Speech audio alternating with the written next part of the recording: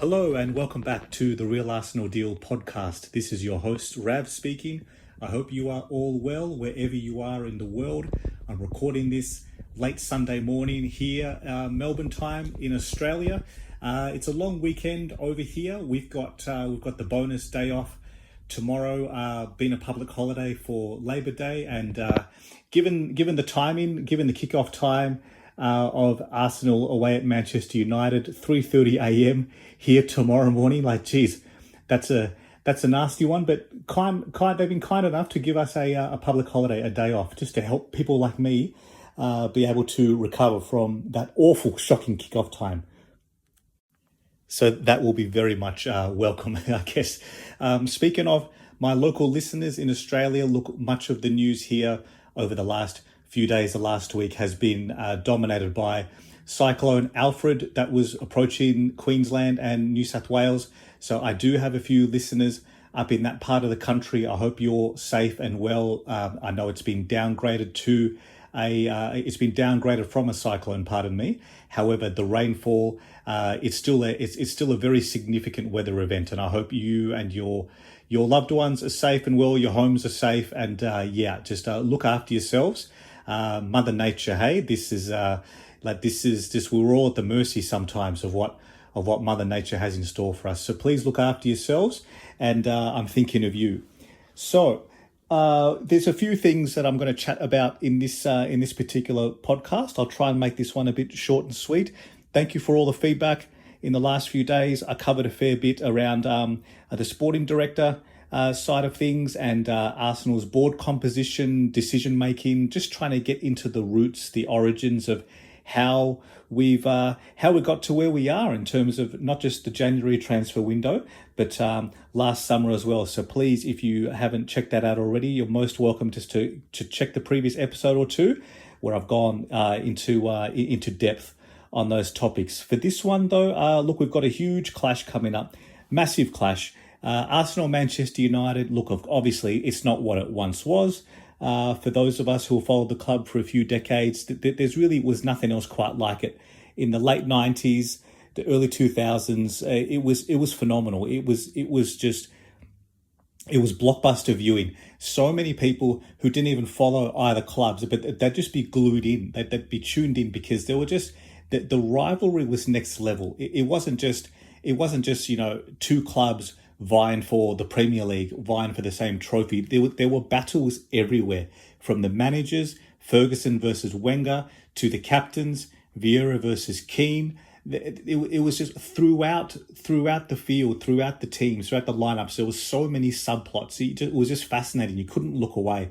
Even Thierry Henry and Van Nistelrooy, there were all sorts of discussions that used to follow, depending on your bias, of course.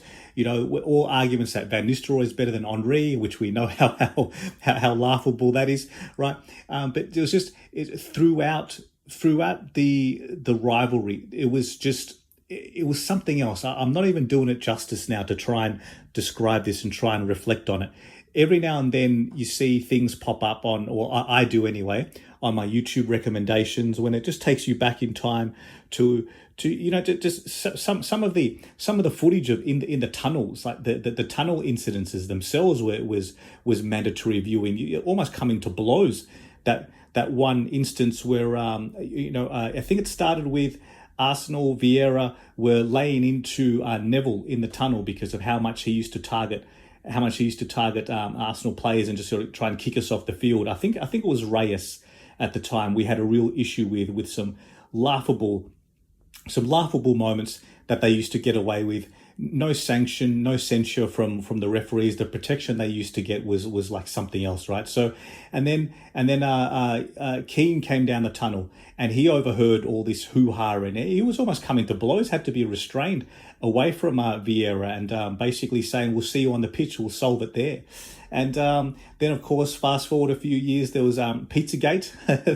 Cesc Fabregas throwing a slice of pizza that hit Ferguson in the face when there was a huge fracas post-match. It was mayhem. There was nothing quite like it. Nothing quite like it. The closest thing that is even, in terms of spiciness, I guess, in terms of a rivalry, the closest thing that I can think of off the top of my head was Well, there was Wenger versus Mourinho, of course. However, that was as much as it pains me to say, that was largely one way, right? Like we huffed and we puffed, but Chelsea were dominant in that era, winning Premier Leagues and Champions Leagues, and really flicking us aside as much as it hurt at the time. So there really isn't much else that comes close. I mean, there's been some recently. There's the Arsenal Manchester City rivalry. You know, the stay humble stuff, and you know, like that's got the makings of something truly unique and truly spicy. However, it's incomparable really to what Arsenal and Manchester United used to be. Now, for a host of reasons, various reasons, both clubs are not what they used to be. However, the reality is Arsenal are about as close as we've ever been, right, since that era, in terms of climbing back to the top of the mountain, and we're just stumbling a little bit on those final hurdles. However, I'm very confident. If you're a repeat listener to this podcast, hopefully you've gleaned by now that I'm very confident that we are so close now that we are going to scale that mountain. Whether it's this year, obviously remains to be seen. The league is beyond us, unfortunately, with Liverpool winning again overnight. Champions League, you know, it's on like Donkey Kong, as they say over here. I believe we're a red hot chance for that. And then, of course, the squad is young enough. We have fantastic manager. He's young enough. The desire, the energy is still there. We've got a core group of players that if we just make smart decisions in the market, smart investment, I'm really, really confident that the next 18 to 24 months are going to be very, very, very fruitful for Arsenal. But anyway, onto the match itself. There are moments in the season where as you approach certain fixtures, things work in your favour or they work against you. And that's a host of things, right, in terms of injuries, availabilities, schedules, how many days off you've had in between midweek matches or not, and how those other things in and around the match are poised. And we've been on the receiving end, of course, when it's been unfavourable to us. I think on paper, and I'm touching wood again, if you've listened to this before, you know how superstitious I am because I don't want to jinx anything. However, on paper, this has come at a really good time for Arsenal. Obviously, United are having their struggles, and I've enjoyed watching that from afar. I stopped short of like doing, you know, the whole, let's laugh at United thing, because we've been on the receiving end of so much pain and trauma from them. When we were at low moments, they used to put the foot on our throat and really go in for the kill. And we failed to do that over the last decade or so. Recently, we've had an excellent record against them. But, you know, over the years, they've still got one up on us, even when they've struggled otherwise. They knocked us out of the FA Cup in January, which I'll come back to in a moment. But in terms of the timing of this fixture, we are coming off the back of a thumping win that I'm still basking in the glory of over PSV, 7-1. Like, just wow, I love saying it out loud, 7-1. It actually gets better and better every time you say it. So, you know, please, you're welcome. Repeat after me, 7-1 to the Arsenal. I love saying that, and I'm not going to tire of it. So we've also had the extra 2 days off. So their match was Thursday night, Friday morning over here in the Europa League against at Sociedad, and they've drawn 1-1. Now the reality is for them that whilst both clubs obviously the best chance of trophies come in Europe this season, we basically through, right? I know no one at the club will just admit that, but come on, we all know that barring an unbelievable collapse next week, we've got a 6-goal buffer on PSV, and we should see through that tie. So United can't say that. They're poised at 1-1. They have to keep one eye on that fixture. Their league campaign is a debacle, right? There clearly is a shift in terms of their priorities versus ours. We still want to finish strong in the lead. I think it'll reflect very poorly on the club if we spiral out of control now in the league and we tumble down from second into third or fourth or whatever, right? So I don't want to be too doom and gloom about that. And thankfully, I get no sense that the club is even suggesting anything remotely like that. So we still want to close out a strong league campaign here. We've had the extra 2 days break. they've got a huge European tie that they really have to prioritise midweek, where we necessarily don't. We can afford to rotate a bit more in the second leg against PSV than they certainly can. So look, I think the timing has come really well, and the obvious being energy, momentum at the club. Those intangibles you can't quite put a price on. Now, I as much as I say this, right, I did say similar things in the lead up to the West Ham match a week or two ago, which was, it really was an aberration how we performed that day. We had a 7-day gap, a 7-day break, and what we produced on that day was just clearly, it was clearly an outlier. It was clearly tiers, levels below of what we deem acceptable now for the standard of Arsenal. So it just, all of this, what I've said, doesn't automatically mean that we go out there and we thump them and we take the 3 points. No, we've still got a huge task ahead of us. However, I'd like to think that going into the match, things are nicely in Arsenal's favour, and we have to capitalise, and I'm confident we will. So let's see how we go. Selection wise, I think mostly takes care of itself. The big question marks, of course, there's a couple of main areas that's still where most of the decision making comes. At left back, right? Do we stick with Calafiori, or do we bring him off the bench, given what an attacking substitution in terms of impact he can provide? Marino, I think, will still start. We just got to manage his minutes as well, his load. Same with Ethan. As wonderfully well as he's done, Arteta has been vocal in recent weeks about managing his load. He starts cramping around the 45-50 minute mark. We cannot afford anything to happen to him, right? So we must preserve and protect him. So it'll be interesting to see those sorts of decisions in midfield. Almost a podcast doesn't go without me mentioning Jorginho. Right, I think he's got one eye on midweek, but maybe he shares some minutes in midfield with Rice or Partey. I'm confident that the energy we've got, the boost from the midweek win, the energy we've got, I think it will translate to whoever's on the pitch. I know we can get this job done. We'll probably see White come on again in the second half for Timber, share some minutes there, and maybe Arteta has one eye midweek of starting White against PSV. So look, it'll be interesting to see what lineup is announced. As I mentioned earlier, the kickoff time. It's a tough one, right? It's a tough one here. It's right in that smack bang middle of the night, where I know it may not make sense, especially if you're listening to this in Europe, right? It may not make sense. What I'm saying is that I sometimes prefer, if it's going to be an overnight match, I'd sometimes prefer it about 11 p.m. or midnight kickoff here, because at least I can pull some levers here. I start preparing much earlier in the day, or the days before the match. I modify a few things around here. I make sure I don't go too heavy or too nuts at the gym or anything. That day I time my meals accordingly, bring it all forward.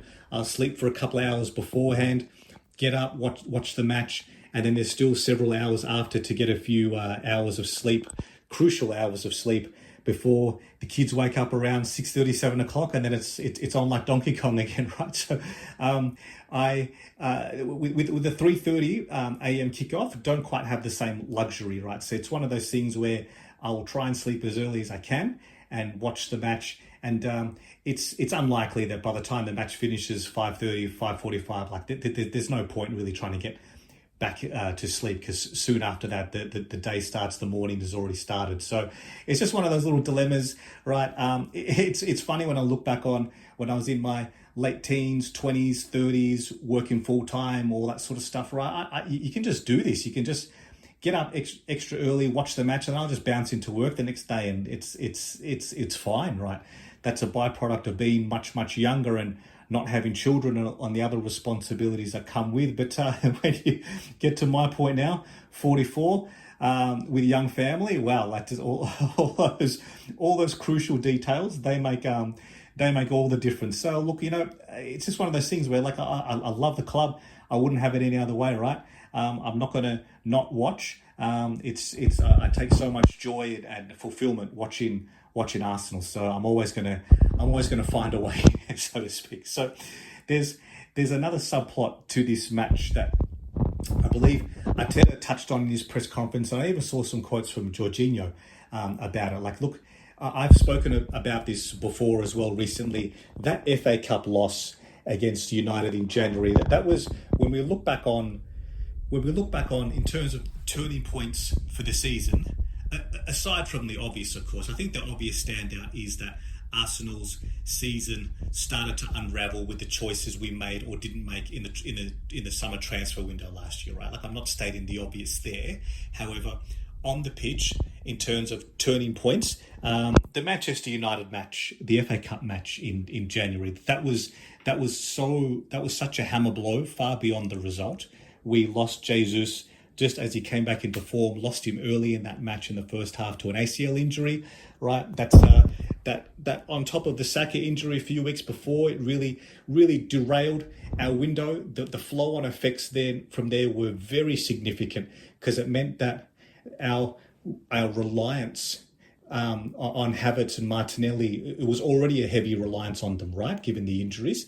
However, it extended that reliance. It almost crushed them, their bodies, so to speak, right? Everyone has a breaking point, and Havertz himself shouldn't have been playing because he was recovering from illness. So was Odegaard.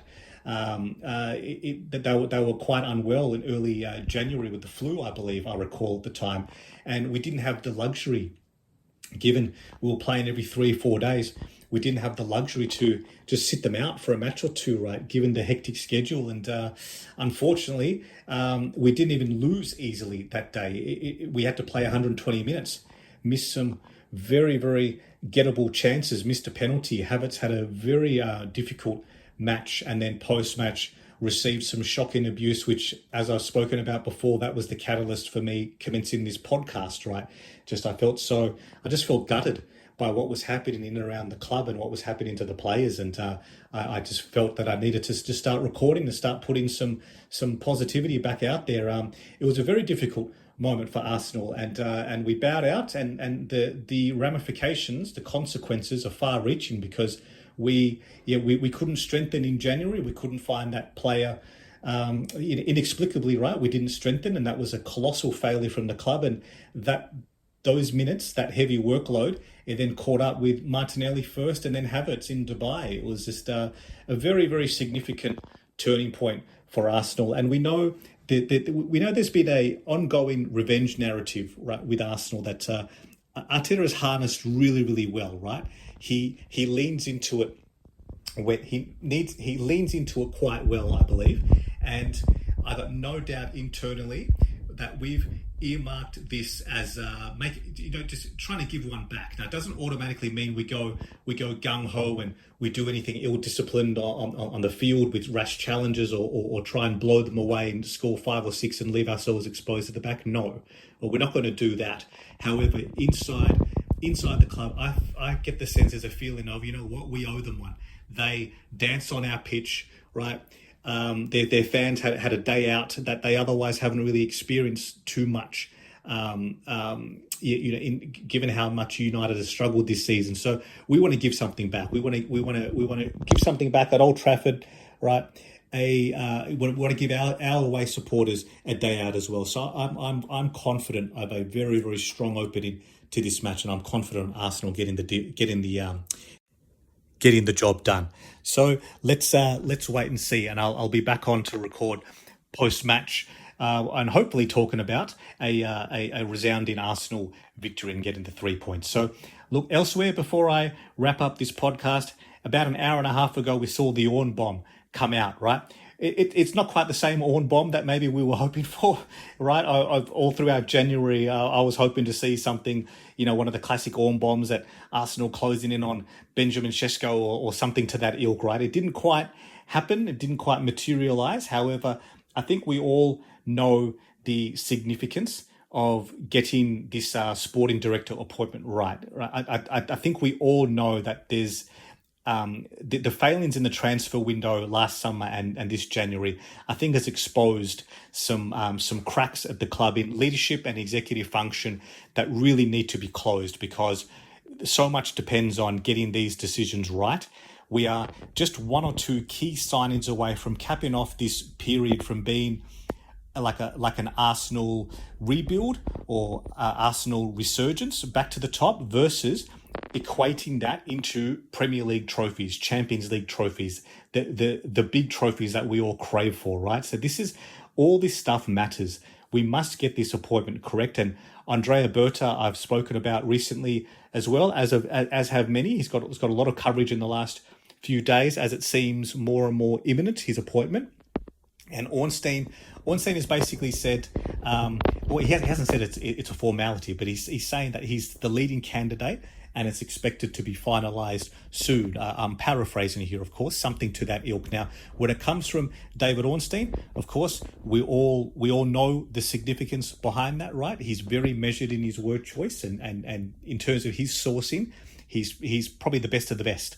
So I just think it's just a matter of time now when the club will announce it, and it's excellent as well because it's still early/mid-March and he's available. There's no gardening leave or no period of notice that he needs to serve out at another club. He finished at Atletico Madrid in January and he's available. So I imagine that really also weighed heavily in his favour, and he's got many months now to bed in, get deals happening, look at the landscape of not just of who we all know what we need in terms of acquisitions, but there's also going to be some key departures, some key exits from the club to maximise. And we all know there's contract renewals to be done as well. Gabriel, Saliba, Saka. So he's got several months now to be able to work on these sorts of these items, these key discussion points. He himself brings a wealth of experience, his own host of networks and representatives and contacts throughout Europe and beyond. So I'm quite excited to see this, and I'm relieved that the club is just not going to leave this pending for too much longer. And you can't go in several back-to-back windows without a permanent appointment in that position. It really does impact the ability to get big deals done. I've spoken about that before from my own experience in the corporate banking world. You need someone in the room. You need that decision maker in the table.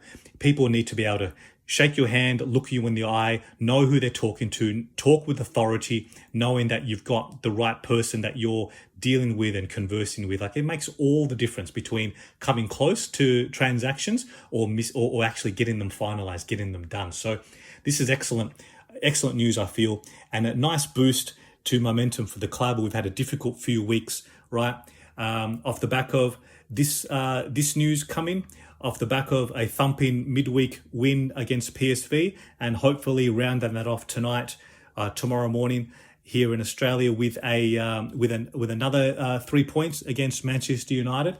It'll be brilliant. It'll just be a fantastic way to round off a very positive little patch of time for Arsenal. And trust me, I think we all feel it, right? We feel the emotional lows at Arsenal, and we can all do with the welcome relief, the welcome change of some positivity happening as well. So I think I will leave this one right there. Thank you so much for listening. Again, I welcome all the feedback. I read every single line that I'm lucky enough to receive. Thank you so much for people who can continue to contribute feedback and suggestions my way, and the encouragement. It means so much. It's greatly appreciated. If you could please like and subscribe if you're listening on YouTube, or if you're on any podcast app, please, if you would be so kind to leave a review. I'd very much welcome 5 stars, right? It makes a big difference in terms of visibility and engagement. Thank you so much. Other than that, I will sign off in a moment. I'll be back on tomorrow to talk about the Manchester United result. And until then, stay safe, look after yourselves, and as always, come on Arsenal.